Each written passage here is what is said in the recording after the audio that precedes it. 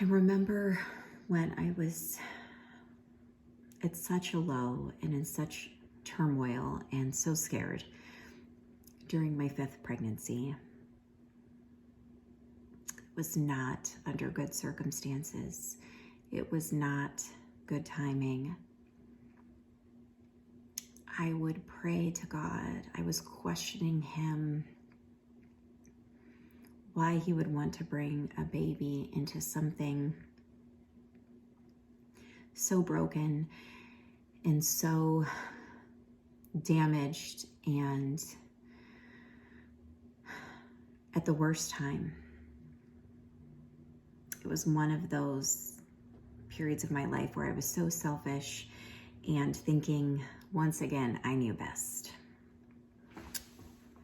There was one specific evening where I was alone on the bathroom floor crying, and I had prayed for God to naturally take the pregnancy away. I never once thought about having an abortion, but I prayed more than once, I want to say twice, that God would carefully and naturally take the baby away, because all I thought was that this was going to be making a horrific situation so much more painful. And then came the day of the most powerful sermon at church of my entire life. It was a visiting priest, and it was the first time I had ever seen him, and more than likely will be the last time. And I was there with my 4 children, and very noticeably pregnant. I don't even think I was halfway through the pregnancy yet, but it was very obvious. And I had on this yellow dress with flowers, and so I kind of stuck out like a sore thumb.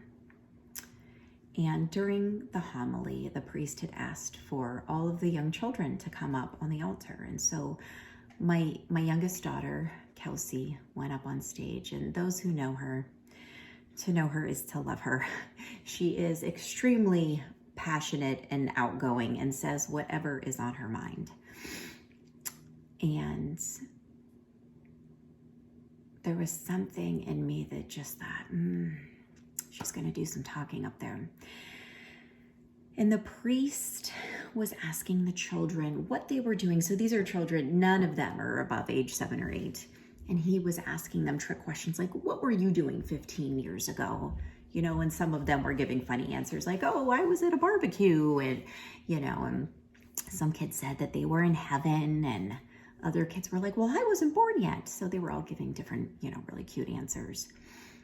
And the point of that was him sharing that God had them planned long before they were ever born. And so Kelsey had raised her hand and said, my mommy's having a baby. And the priest was like, is she really? And so he had turned around and done a quick scan of the audience, and where Kelsey was looking and again sticking out like a sore thumb, and you could see the baby bump. He immediately found me. And so at this point, he's kind of like looking at me and turning, to Kelsey. And I'll never forget how I didn't deserve that the rest of the sermon turned into me and my unborn baby. And what a beautiful gift God had given to me with this. And so the baby's name was a secret at this point. Nobody else knew. And then the whole congregation knew, she had said, it's a baby boy. And his name, and she had said, his name is Colby. Now, of course, we call him KJ. I don't even think he answers. He's almost 3 years old. And if we called him Colby, he wouldn't turn. We only call him KJ for Colby James. And so now the priest is talking and saying his name. And he said, do you know God had plans for baby Colby long before he ever put Colby in your mommy's belly. Millions of years ago, God knew what he was going to do with Colby. And I'm sure you get the point. And he went on and on. And it was one of the most powerful turning points for me. It was just a reaffirming that God knew what he was doing. And even though I was so alone and so scared and in so much pain, it was God's way of saying, it's going to be okay. I have plans for this baby. You are bravely surviving every day. And I have big plans for this baby boy. And I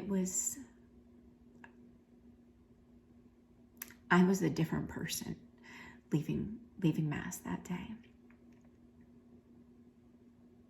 I felt that I was filled with a different grace and a different strength.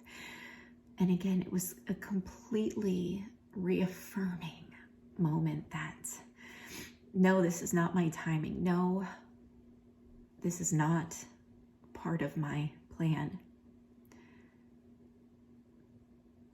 But let me tell you, this baby boy, he is the light of all of our lives. And I cannot imagine a day without him in it. And I am so glad for unanswered prayers that God did not answer my prayer to take him naturally. So in the pits of life, in your darkest despair, in your imperfect timing when things are happening, we have to trust God's plan. Life is always precious, and babies are not always given to us at the safest times or the most convenient times, but they all serve a massive, monumental purpose and have big, beautiful plans. And I am so blessed for my Colby James. He is the most perfect gift that I never knew I needed.